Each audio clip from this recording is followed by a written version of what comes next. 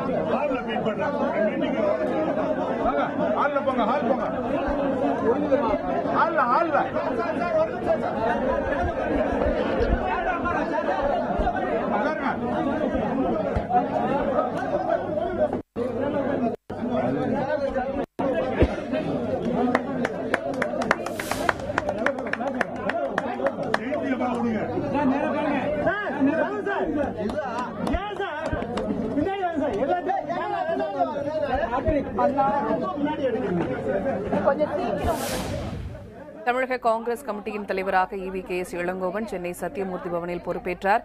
அதன் நேரடி காட்சிகளை பார்த்தோம். இது தொடர்பான விரிவான செய்திகளை அடுத்தடுத்து பார்க்கலாம்.